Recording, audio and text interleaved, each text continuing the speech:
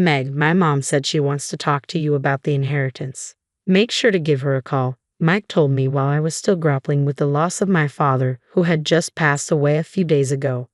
Why would your mother be involved in my father's inheritance? I asked, confused. I don't know, just make sure to call her by tomorrow, he replied. When did Mike start to change like this? My name is Meg. I'm 48 years old and currently working at a local company. I had once quit my job to focus on parenting, but after our son Jack grew a bit older, I returned to work. My husband, Mike, was my colleague when we first started out, and we're the same age. We got married at 22, and a year later, we were blessed with our son Jack.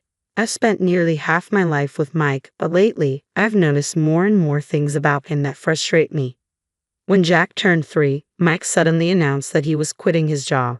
When I asked why, he expressed his dissatisfaction, saying, "I'm frustrated with my boss. I should be earning a higher salary." It seemed like he was influenced by the wave of job changes happening around him at the time. Mike is easily swayed by others, and this flaw became glaringly apparent then. After changing jobs, things didn't go as he had hoped. Although his salary increased slightly, he started complaining again, saying, "I don't fit in at work and I don't find it interesting." Our workplace had once felt vibrant when we both worked there, but over time, that spark seemed to fade. The thing that makes Mike the happiest now is visiting his parents' home, just a 30-minute drive away. At first, I joined him, but as these visits became more frequent, I often stayed home with Jack. The area where my in-laws live is filled with Mike's old friends from his student days, and since he has few relationships at work, I feel he relies on them heavily. I've suggested many times, instead of always going to your parents' house, let's go out as a family or spend time with Jack, but he refuses, saying, "Jack doesn't feel close to me." We have hardly any memories of going out as a family. Instead, outings with my parents and Jack have become more frequent. My father had made smart investments in real estate and worked as a manager, so he had some financial stability. My parents would usually come to pick us up, and we would go out together. I sometimes wondered if my in-laws weren't interested in Jack, but it seemed they prioritized their son over their grandson. We were never specially invited or made to feel welcome. This lifestyle continued until Jack entered middle school. As he grew older, our outings with my parents naturally decreased, but it seemed to sadden my father the most. My father even bought a new high-rise apartment in our area, hoping to keep those family moments alive. When I asked my father why he chose that apartment, he happily replied, "From there, you can see the fireworks." He remembered how much Jack had enjoyed the fireworks festival before and thought that having a view of the fireworks would make Jack happy to visit. By the time my parents moved into the high-rise apartment, Jack was already in high school. When he heard about my father's plan, Jack was thrilled and eagerly visited to watch the fireworks. From then on, it became a cherished tradition to gather there every year on the day of the fireworks festival. My father would often say, "My dream is to enjoy the fireworks while drinking with Jack in the future," and my mother would smile, saying, "That's really sweet." Unfortunately, my mother, who had been in poor health for some time, passed away not long after. Even though we were somewhat prepared, the loss was still incredibly hard to bear. Despite this, we continued our visits to my father on the day of the fireworks festival. When Jack turned 21, we shared our first drink together during the festival, and my father was overjoyed. That was the only time Mike joined us for the fireworks, and the next time he saw my father was at my mother's funeral. Mike is still easily influenced by those around him. If he hears that someone has done a big cleaning, he immediately starts tidying up, or if he hears about a fun visit to a child-friendly spot, he suddenly wants to go, despite rarely showing interest in such activities before. I believe that, deep down, Mike is a good person, and I've lived with a certain sense of security, accepting this side of him. However, everything changed. When my father suddenly collapsed at work and passed away, his colleagues immediately called an ambulance, but he was gone by the time they reached the hospital. It was a heart attack. Had he collapsed at home, it might have taken days before anyone found him, so collapsing in public may have been a small mercy. Mike and Jack rushed over, but it was too late. Despite our deep sorrow, we somehow managed to hold the funeral. During the reception, someone approached me. "Meg, are you okay?" It was my mother-in-law, Jane. Although we weren't very close, her concern made my heart feel a bit lighter. But then my father-in-law, Kevin, said something that left me stunned. That high-rise condo is in an area slated for redevelopment soon, so its market value is still rising. If you sell it now, you could get a considerable amount, he said, matter-of-factly. I stood there, speechless as Jane chimed in. You're the only one inheriting, aren't you, Meg? That's good for you. Now you won't have to worry about money for a while. I hadn't even begun to consider the inheritance yet, still overwhelmed by grief. It seemed they were trying to express concern, but their focus on the money felt deeply inappropriate. Struggling to contain my anger, I replied, I'll think about that more carefully later, and asked my in-laws to leave. Later, Mike asked, is that apartment really worth so much? My father had mentioned redevelopment plans before, explaining that a large commercial facility was set to be built, along with new apartments. But I was disheartened that Mike would bring this up just days after my father's funeral. Then, a few days later, Mike said, Meg, my mom wants to talk to you about inheritance matters, so give her a call. I couldn't help but ask, why would your mother be involved in my father's inheritance? I felt irritated, wondering if our previous conversation hadn't been clear enough. Mike's words only added to my annoyance. I don't know, just make sure to call her by tomorrow, he had said. The next day, I couldn't bring myself to call Jane, but she contacted me first, out of the blue. So you're selling that property, right? Should I talk to a real estate agent I know? She asked, even though I hadn't mentioned anything about selling it. Acting quickly is best. If you need anything, I'm always here to help, she added before abruptly hanging up. When I told Mike about the call after he came home, he asked, what do you want to do? Are you not going to live in that apartment? I replied, the distance from the station is a problem. Selling might be the best option. Despite my clear decision, Jane kept asking, haven't you sold it yet? Should I introduce you to a real estate agent? I firmly told her, I have a friend who's in real estate, so it's okay.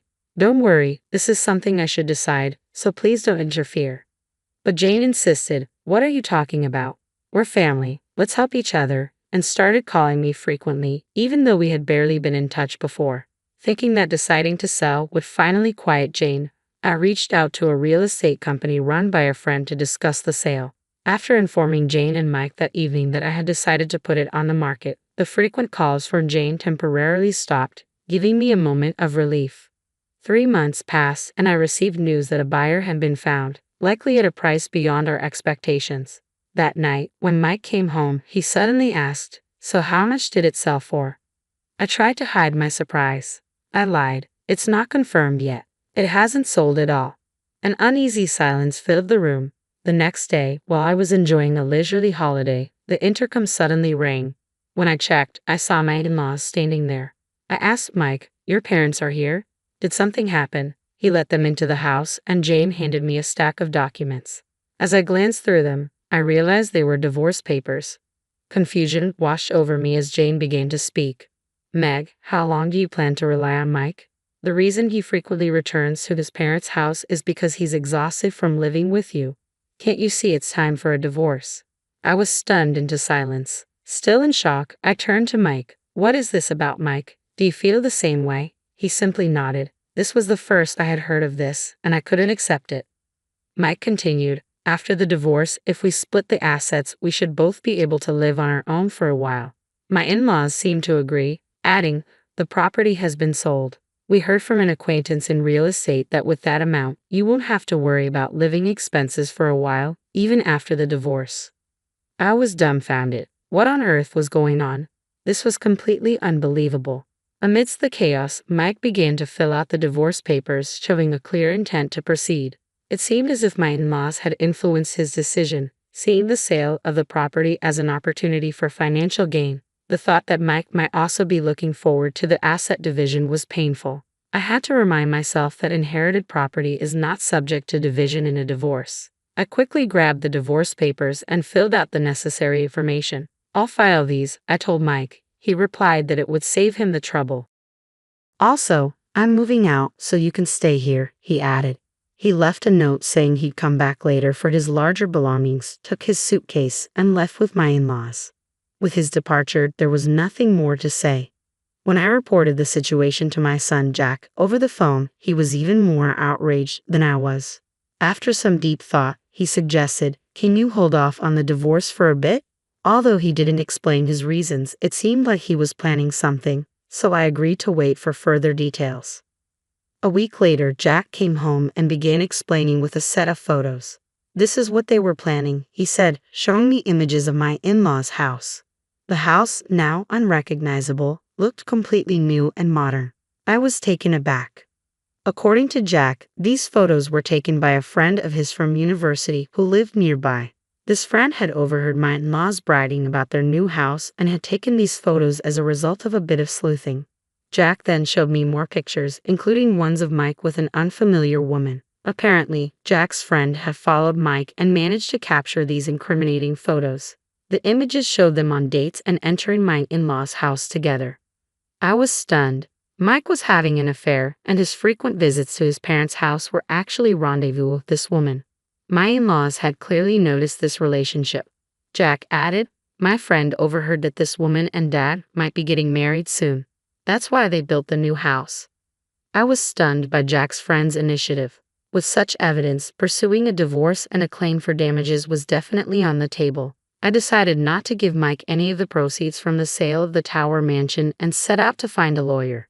The following weekend, I received a call from Mike. What do you mean you haven't filed the divorce papers yet? His irritation was palpable. I've been busy and just haven't had the chance to get there, I replied. How did you find out? Are you trying to remarry someone? His anger flared. What are you talking about? Hurry up and file the divorce papers, or I'll proceed with a lawyer myself. It seemed my question had hit a nerve. Don't worry, I said calmly. I've already hired a lawyer. His tone shifted abruptly. A lawyer? For what? Yes, I confirmed. Actually, I'm considering filing for damages. His panic was evident. Damages for what? He stammered. For the affair, I said. Were you cheating every time you went back to your parents? How long has this been going on? He hesitated before responding. No, that was just a high school classmate. She said she got divorced and moved back home. It's only been about 2 years. 2 years? A high school friend, huh?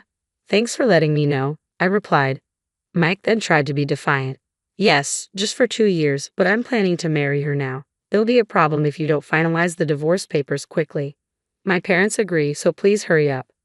Are you sure you're okay talking so freely? I asked, my voice steady. I asked him, so, after the divorce, we'll split the assets, right?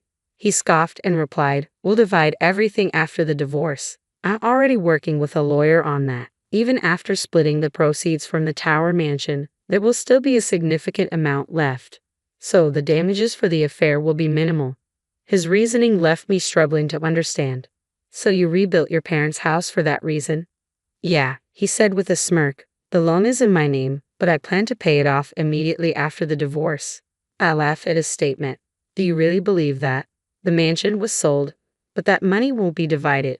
He looked confused. What do you mean? Didn't you or your parents know that? I said, shaking my head. It's surprising you rushed to rebuild the house. I checked the time and decided to move the conversation forward.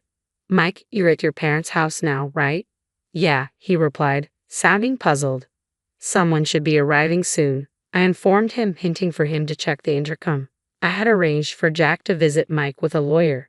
Jack might have things he wanted to say to his father, and since I preferred not to meet him myself, I had Jack handle the matter. Jack casually agreed to address the damages claim, treating it like a routine task. I don't care much about the divorce itself since I don't have many memories with Dad. Jack's voice came through the phone. But if you try to take away Grandma's inheritance from Mom, I won't forgive you. I have far more memories with Grandpa, Grandma, and Mom than I ever had with Dad. Hearing Jack's words brought tears to my eyes. Following that, I pursued damages for the affair from Mike, and the divorce was officially settled. The woman involved in the affair, who had been thought to be single, ended up being sued for suspected marriage fraud. Jack's friend informed me that the newly built family home was already on the market. Mike hasn't quit his job, but he's likely moving into either the unfinished place or an old company housing, an option that has long been plagued by a bad reputation and interpersonal issues. At least he has a place to live, so I hope he focuses on his work with the funds from selling the Tower mansion. With the inheritance from my father, I bought a new apartment in a desirable location. It even has a view of the fireworks. Jack mentioned he'd bring his girlfriend to watch them with us next summer. I'm grateful for how strong and mature my son has become over time, and I find myself imagining attending his wedding in the future.